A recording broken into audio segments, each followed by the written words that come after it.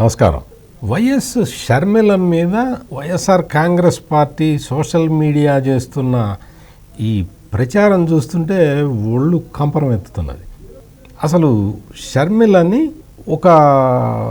అసలు చాలా దారుణంగా ఆమె వ్యక్తిత్వాన్ని అసలు చాలా కించపరుస్తున్నారు.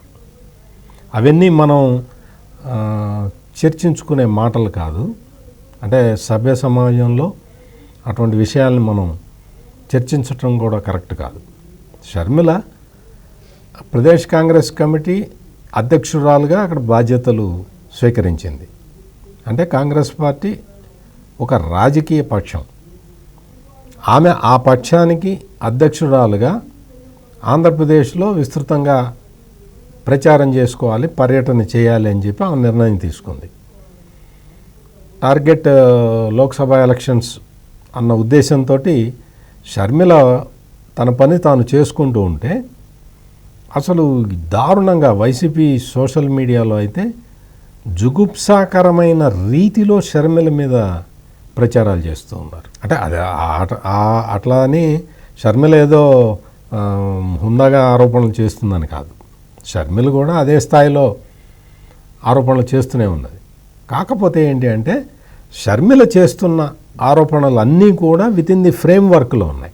వైసీపీ ఏంటి అంటే వాళ్ళ నాయకులు డైరెక్ట్గా మాట్లాడకుండా సోషల్ మీడియా ద్వారా షర్మిల క్యారెక్టర్ మీద ఒక మచ్చ తెచ్చే విధంగా చేస్తూ ఉన్నారు. ఈ విధమైన ప్రచారాన్ని ఈ మధ్య ఎక్కువ చేశారు. షర్మిల కాంగ్రెస్ పార్టీ బాధ్యతలు స్వీకరించిన తర్వాత ఒక రకమైన చలనం వచ్చింది కాంగ్రెస్ పార్టీలో. ఆ కాంగ్రెస్ పార్టీలో వచ్చిన ఆ చలనం చూసిన తర్వాత వైసీపీ నాయకులకి చెమటలు పడుతున్నట్టున్నాయి. ఎందుకు అంటే వైసీపీలో ఉన్నదంతా కూడా కాంగ్రెస్ ఓటు బ్యాంకే. అంతకుముందు ఎన్నికల్లో కాంగ్రెస్కి ఓటేసిన వాళ్ళందరూ కూడా రాష్ట్ర విభజన తర్వాత కాంగ్రెస్ పార్టీ మీద కొంత వ్యతిరేకతతోటి, అంటే చక్కగా ఉన్న రాష్ట్రాన్ని కాంగ్రెస్ పార్టీ చీల్చింది అన్న ఒక ఉద్దేశంతో వాళ్ళందరూ కూడా వైఎస్ఆర్ కాంగ్రెస్ పార్టీ వైపు వెళ్ళారు. అంటే వైఎస్ఆర్ కాంగ్రెస్ పార్టీలో ఉన్న ఓటర్లందరూ కూడా కాంగ్రెస్ పార్టీకి సంబంధించిన ఓటర్లు.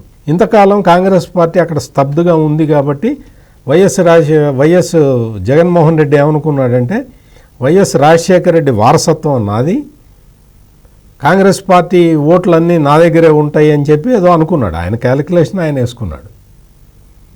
అయితే తాను ఒకటి తెలిస్తే దైవం ఒకటి తెలిసినట్టు వైఎస్ షర్మిల అంటే రాజశేఖర రెడ్డి కూతురు వచ్చి అక్కడ కాంగ్రెస్ పార్టీలో చేరింది. కాంగ్రెస్ పార్టీలో చేరి ఆమె తిరుగుతూ ఉంటే ఈ వైఎస్ రాజశేఖర రెడ్డి అభిమానుల్లో చీలికి వస్తున్నది. జగన్మోహన్ రెడ్డి దగ్గర ఉండిపోయిన కాంగ్రెస్ లీడర్లలో చీలికి వస్తున్నది. జగన్మోహన్ రెడ్డి పార్టీ వైపు చూస్తున్న ఓటర్లలో చీలికి వస్తున్నది.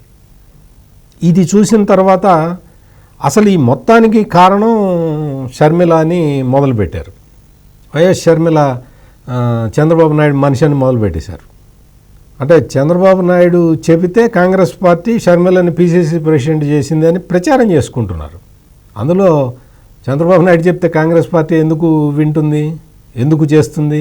వాళ్ళ పార్టీని వాళ్ళు రిపేర్ చేసుకుందామని వాళ్ళ ప్రయత్నాలు వాళ్ళు చేస్తున్నారు. కాంగ్రెస్ పార్టీ తెలంగాణలో రిపేర్ చేసుకున్నది కదా పార్టీని. రేవంత్ రెడ్డిని తీసుకొచ్చి కాంగ్రెస్ పార్టీ అధ్యక్షుడిగా నియమించుకుంటే తెలంగాణలో అధికారాన్ని కైవసం చేసుకున్నారు.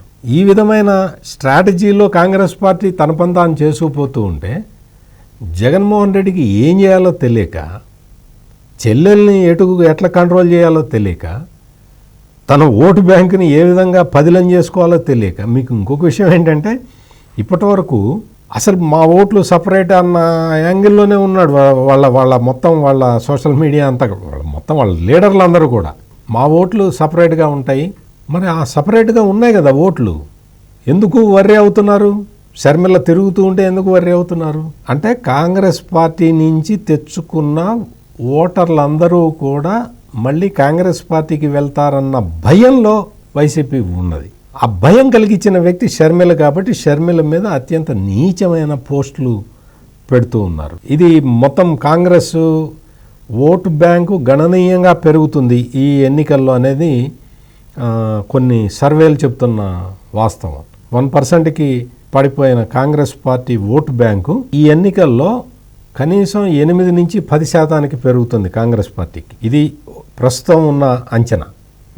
ఇంకా రానున్న రోజుల్లో షర్మిల ఇంకా ఎటువంటి యాక్షన్స్ తీసుకోబోతున్నది, ఏ విధమైన విమర్శలు చేయబోతున్నది, ఏ విధంగా పార్టీని బిల్డప్ చేసుకోబోతున్నది, ఇవన్నీ కూడా చూసిన తర్వాత ఫైనల్గా కాంగ్రెస్ పార్టీ ఎంత ఓటు బ్యాంకుని తెచ్చుకోగలుగుతుందో మనకు అర్థమవుతుంది. ప్రస్తుతానికైతే 8 నుంచి 10% ఓట్లు మొత్తం కాంగ్రెస్ పార్టీకి రిటర్న్ బ్యాక్ వచ్చే విధంగా షర్మిల ప్లాన్ చేసుకుంటున్నది. ఇది చూసి కంగారు పుట్టి రాజకీయంగా ఏమన్నా చేయాలి కానీ షర్మిలని పర్సనల్గా అటాక్ చేద్దామని చూడటం మాత్రం అది ఎవరు హర్షించట్లేదు. మరిన్ని విశ్లేషణలతో మళ్ళీ కలుద్దాం. నమస్కారం.